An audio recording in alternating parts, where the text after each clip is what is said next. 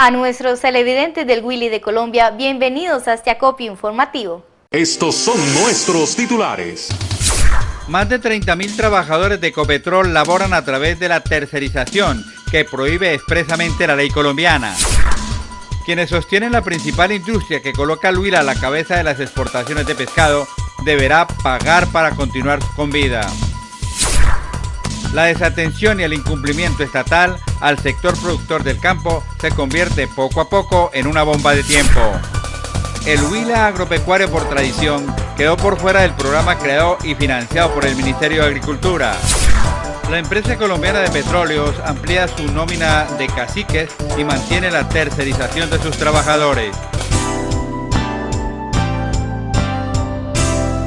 La empresa colombiana de petróleos es campeona entre las instituciones oficiales, evadiendo responsabilidad con los trabajadores, utilizando la tercerización de contratos, prohibida por la ley colombiana, pero que facilita aumentar la nómina de funcionarios de oficinas de Ecopetrol a costa de quienes realizan verdaderamente la exploración y explotación. La denuncia no es nueva, pero la autoridad nacional presta oídos sordos ante el quebrantamiento de la norma de contratación legal que rige en Colombia. Ecopetrol es la primera empresa del país que terceriza labores en la industria del petróleo.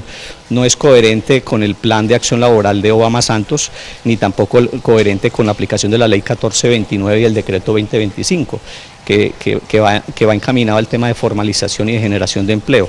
El número de trabajadores de campo al servicio de Ecopetrol sin el pago de las prestaciones de ley es cercano a los 30.000. Hay trabajadores en Ecopetrol que realizan labores misionales, directas, permanentes de la industria, pero hoy vienen siendo contratadas con unos salarios muy bajos por parte de Ecopetrol, sin las garantías convencionales. Entonces, ya querellamos a Ecopetrol ante el Ministerio, pero también a través de la fuerza de los trabajadores. La legalización de estos trabajadores es uno de los puntos del pliego de peticiones que este año presentó la Unión Sindical Obrera Uso a Ecopetrol. Pidiéndole y exigiéndole a Ecopetrol que parte de esos 30.000, no estamos diciendo que los 30.000 entren a la nómina, pero sí los que realizan labores permanentes y directas de los que hacemos nosotros en Ecopetrol. El embalse de Betania, que alimenta a la industria piscícola más importante del Huila, será sometida a secamiento parcial durante 6 meses consecutivos, generando una cuasi desaparición de la industria pesquera regional y por consiguiente disminuir exportaciones de pescado en un 80% hacia mercados norteamericanos. El gobierno nacional y regional, para favorecer a la multinacional Engesa, que construye el Quimbo y que disminuirá el caudal del Magdalena hacia Betania, propone que los piscicultores emigren a los lagos en tierra. Migren a tierra para hacerlos ya en estanques en tierra y quitarle una presión en la carga al embalse de Betania. Otra alternativa que proponen para esos piscicultores es que paguen los costos de energía que necesitan para oxigenar la poca agua que les quede en el lago de Betania. Electrificar, llevar energía a las piscícolas que están ubicadas en Betania para que ellos puedan realizar una aireación mecánica, una oxigenación mecánica. Este proyecto de energía supera los 3.500 millones de pesos. Todo este proyecto, que suma alrededor de 3.714 millones de pesos, por supuesto necesitaremos el concurso también del gobierno nacional para poder financiar este importante proyecto de electrificación. La atención al sector agropecuario es asunto de Estado y no depende de la permanencia en el cargo de determinado ministro de Agricultura. Es obligación estatal ejecutar las políticas, cumplir compromisos y acuerdos para debatir acciones de hecho que perjudican la economía del país. En ese sentido se pronunciaron los gremios económicos del Huila ante la eventualidad de un tercer paro campesino este año por el incumplimiento del gobierno nacional a los acuerdos con la unidad cafetera. El sector agropecuario, que hay que colocarle mucha atención, más aún cuando está claro y el mismo gobierno ha reconocido que ha faltado una política integral de apoyo al sector agropecuario. En los movimientos de protesta pasados se firmaron compromisos y el gobierno nacional está en la obligación de cumplir. El gobierno nacional debe tener mayor interés de cumplirle, por ejemplo, a los campesinos, con el tema de la movilización en su momento, y que se hicieron los compromisos, y que es muy preocupante que a la fecha ni siquiera están a medias. Entonces allí requiere una especial atención del gobierno nacional, independiente quién esté de ministro de momento.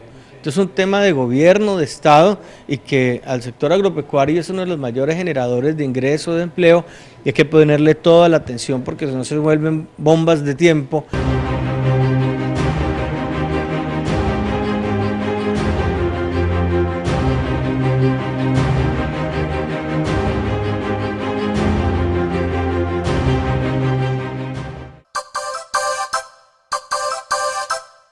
Bienvenidos, amables televidentes, a esta nueva entrega de Perfiles.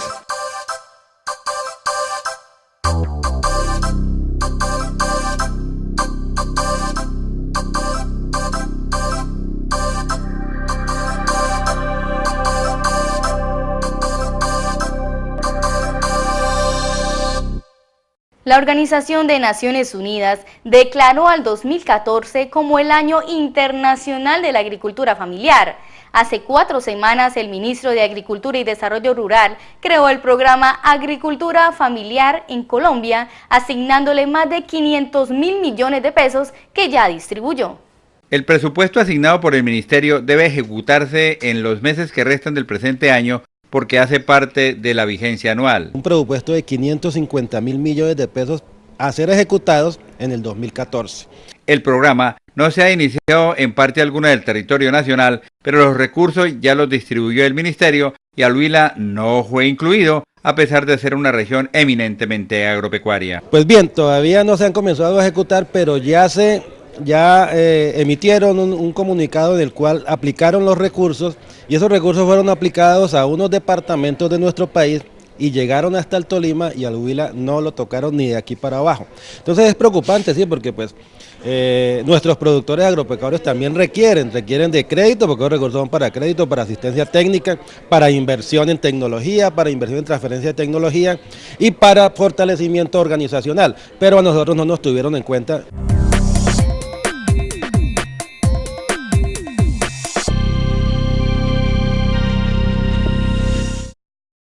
Ecopetrol quintuplicó el número de vicepresidencias, las distribuyó en ciudades distintas a Bogotá y aumentando el número de empleados de oficina con el argumento de acercarse a las regiones, pero manteniendo la férrea centralización administrativa y económica que la caracteriza desde su creación.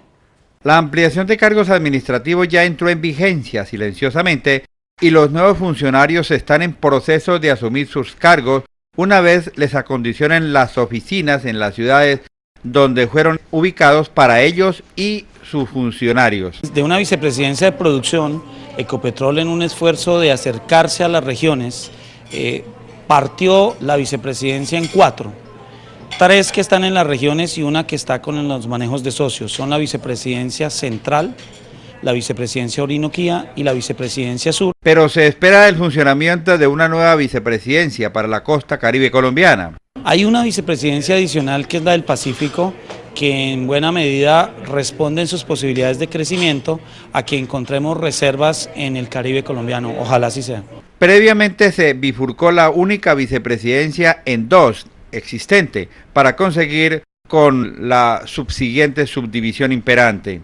Esa vicepresidencia antigua de la que le hablaba yo, que era la vicepresidencia de exploración y producción, se partió en 2, en la vicepresidencia de exploración y la vicepresidencia de producción. Esa exploración está independiente ahora de la de producción.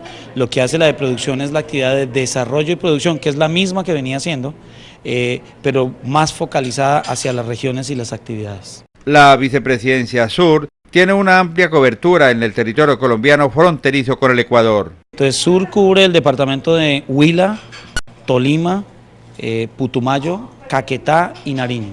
El trabajo de esta vicepresidencia es similar al que tenía la gerencia Huila-Tolima. Sí, lo que vamos a hacer es, nosotros adelantamos labores de exploración, desarrollo y explotación. Nosotros desde luego continuamos con la explotación responsable de los campos, de los pozos que tenemos hoy día. Lo que además vamos a hacer es la perforación de pozos adicionales. Esos pozos los llamamos de desarrollo, vamos a hacer 10 en el año 2014, vamos a hacer cerca de 30 pozos en el año 2015, solamente pensando en el Huila. Y adicionalmente hacemos pozos exploratorios. Un pozo exploratorio lo vamos a adelantar este año y pensamos hacer 2 o 3 pozos más el próximo año. La vicepresidencia sur de Ecopetrol tendrá bajo su responsabilidad un total de 11 bloques petroleros. Cuando yo agrupo varios pozos, tengo un campo. Cuando agrupo varios campos, tengo un bloque.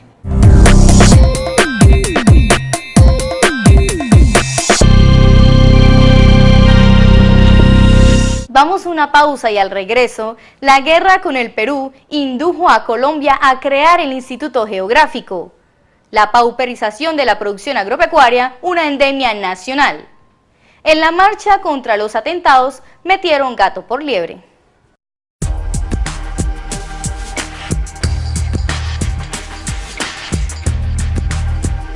Por un momento, imagina qué sería de tu vida sin agua. Más de 1.100 millones de personas en el mundo no tienen acceso al agua potable.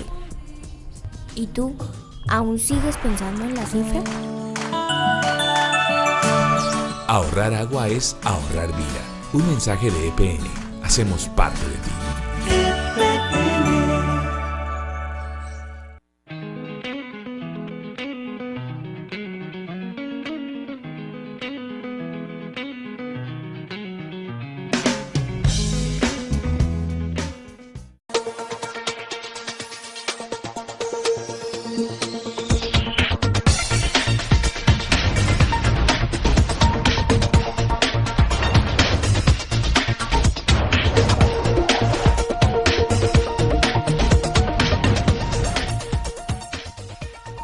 Una exigencia militar hace 79 años llevó a Colombia a crear el Instituto Geográfico Agustín Codazzi, que elabora la cartografía requerida por el gobierno, organizaciones, instituciones y administraciones oficiales para ejecutar acciones y políticas de inversión, además de concretar el pago de impuestos por bienes inmuebles de los connacionales. El nacimiento del IGAC se remonta a la época de la guerra de Colombia con el Perú, originada por disputa limítrofe sobre amplia región sur, olvidada, que hoy continúa haciéndolo. Y fue así como en esa época el ingeniero Belisario Wilches, hablando con su presidente de la República, en esa época el doctor Pumarejo, se vio la necesidad de traer de Europa a un militar italiano que era cartógrafo, y ese señor se llamaba Giovanni Battista Agustino Codazzi Bertolini, y hoy en día pues lo conocemos como Agustín Codazzi, y precisamente se trajo a este señor para que empezara a cartografiar el país. Los primeros tiempos del instituto fueron difíciles por las condiciones para trabajar el equipo contratado. Y él empezó caminando, simplemente caminando con lápiz y papel en la mano y con un equipo de personas que traía a mapear, a hacer la cartografía del país. Y con eso prácticamente fue que empezó el Instituto Geográfico hacia el año 1935, siendo su primer director general el doctor precisamente Belisario Wilches.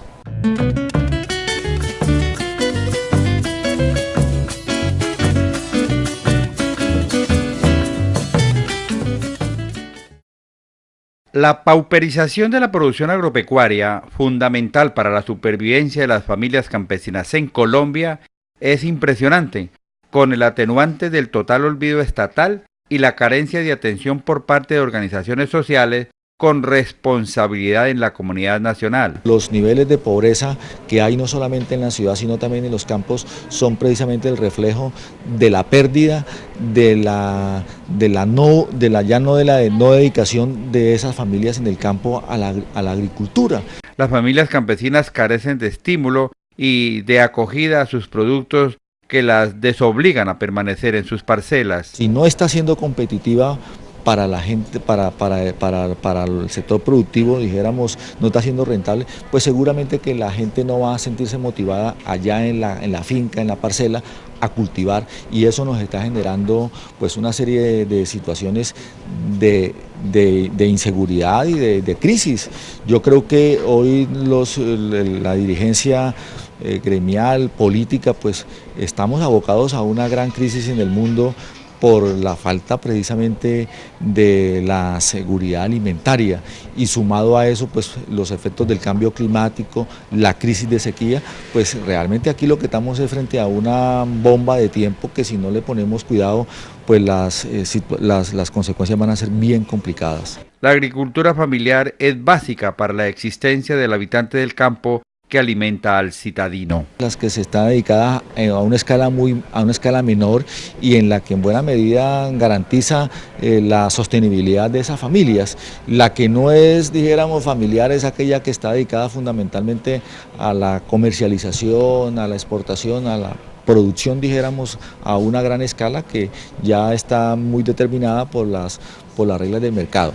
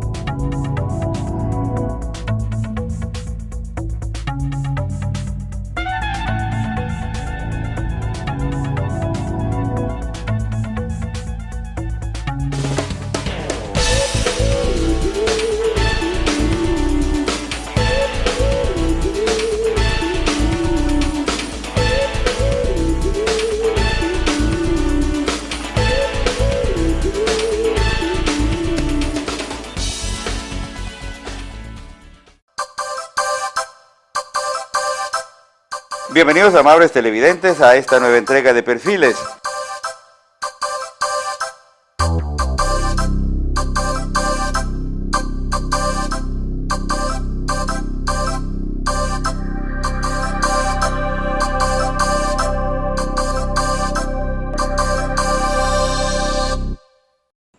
No fue una marcha, fue una trapisonda y clara demostración de cómo atentar contra el bienestar social y la credibilidad de los huilenses, caracterizados por el respeto a las instituciones democráticamente establecidas y a las decisiones de las mayorías. Lamentada y publicitada marcha política contra atentados en Neiva ni fue marcha y fue política, convertida en atentado contra la credibilidad, la buena fe y el respeto que caracteriza a los neivanos y huilenses. No fue marcha porque la convocatoria no fue atendida y solo acudieron unos pocos militantes del recientemente creado Partido Político de Centro Democrático, que deliberadamente trajo a sus más caracterizados voceros radicados en Bogotá y además no se desarrolló por la ruta señalada. No fue apolítica esa marcha porque únicamente salieron los organizadores, quienes sorpresivamente son activistas del uribismo, acompañados de unos cuantos familiares. Se utilizó para dar cabida al máximo coordinador del Centro Democrático y mostrarle cuán cautos son los neivanos, al tiempo que posibilitarle la ocasión para que accediera a los corresponsales de medios nacionales que recibieron orden de la capital de la República para preguntarle en forma tal que denigrara de la administración nacional, del proceso de entendimiento nacional, de la patria y de sus instituciones democráticas. Ese irrespeto a la credibilidad de los huilenses se convirtió en tremenda bofetada a quienes respetan las instituciones en la región y fue una clara demostración de cómo se atenta contra el bienestar social utilizando la trapisonda y la mentira. El Instituto Departamental de Tránsito del Huila no alcanza el 50% en la renovación de licencias de conducción, según el Ministerio de Transporte, pero no indica falta de diligencia, sino la facilidad que tiene el ciudadano para diligenciar el documento en cualquier parte del país. El Ministerio trazó un aproximado para cada departamento y en el seguimiento el Huila no alcanza el promedio establecido, pero no implica descuido o falta de diligencia oficial. Las expectativas que se tienen para este cumplimiento de este trámite no se han hecho al 100%. Efectivamente, a nosotros nos han evaluado y según las estadísticas que ellos tienen, nosotros solamente hemos cumplido el 43%. La renovación del pase de conducción se puede efectuar en cualquier parte del país sin tener en cuenta departamento o ciudad de origen. La persona puede realizar este tipo de refrendación en cualquier instituto, en cualquier secretaría puede acercarse a hacer este proceso. Para nosotros pues es un gusto muy especial poder atenderlos, poder servir para que la gente pueda realizar este trámite. En el caso del instituto departamental, existe un horario flexible para adelantar la diligencia respectiva.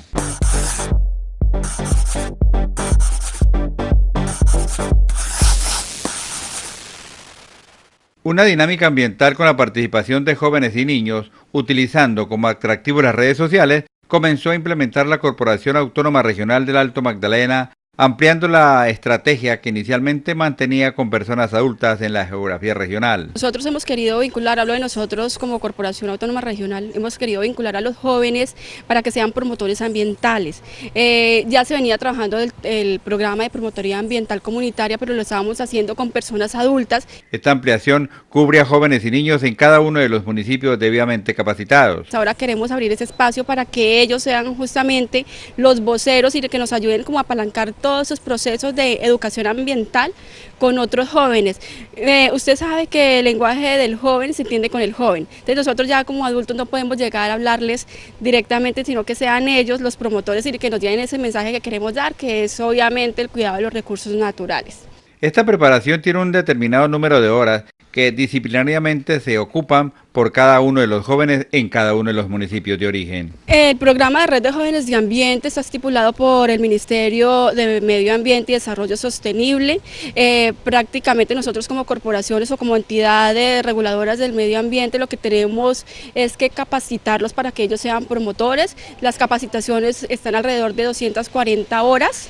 En diversos temas de aprendizaje.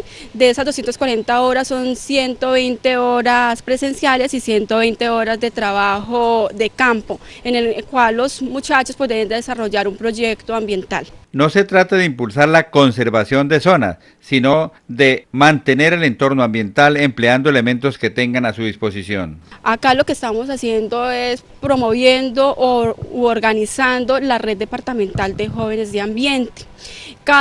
Esa red está conformada por un muchacho de cada municipio. A su vez, esos muchachos van a estar encargados de organizar en cada uno de sus sectores, en cada una de sus zonas o de sus municipios, la red, que debe estar compuesta por 25 muchachos más. Ellos pueden hacer trabajo voluntariado de campañas ambientales, recolección de basura, de residuos sólidos, educación ambiental, en fin, o sea, hay un sinnúmero de actividades que pueden desarrollar.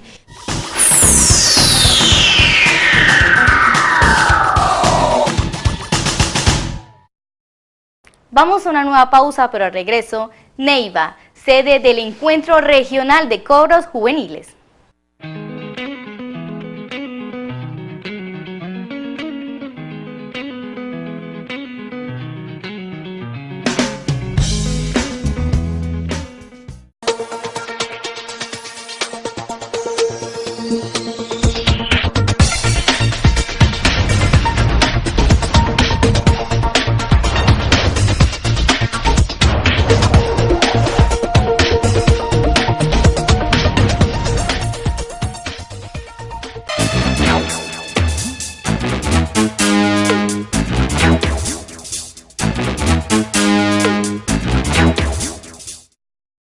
La Fundación Social para el Desarrollo Artístico y Cultural de la región surcolombiana, Jucio Arte, realizará en octubre el primer encuentro regional de grupos corales del Huila como inicio a un proceso para fortalecer la participación de niños en este arte. Es precisamente un evento que convoca a niños, niñas y jóvenes de todo el departamento del Huila.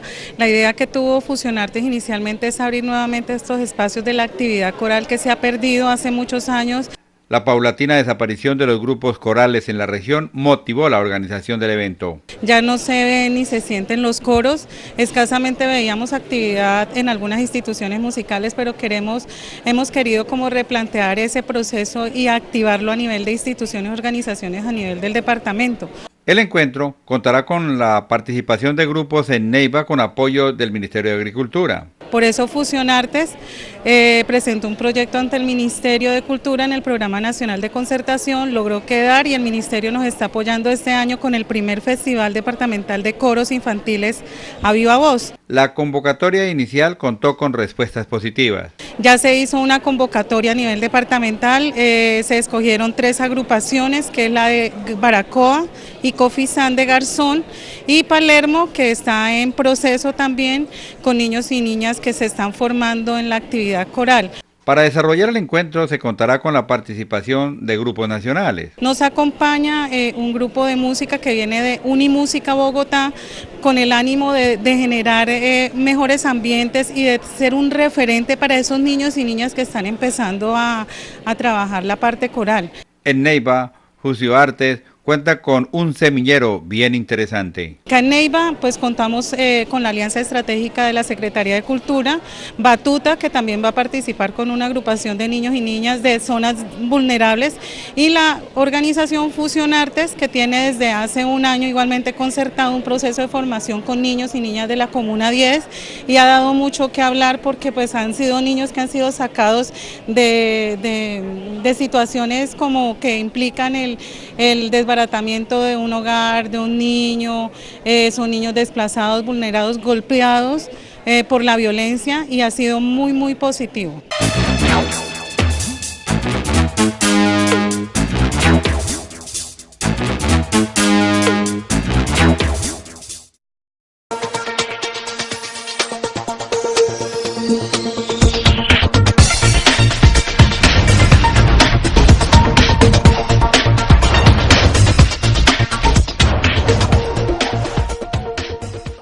Antes de despedirnos, les recuerdo que pueden escribirnos a contacto@tvnoticias.com.co, seguirnos en el Facebook como TV Noticias o en el Twitter como @tvnoticiascol. Y si se perdió de algún detalle, visítanos en la página web www.tvnoticias.com.co. Hasta pronto.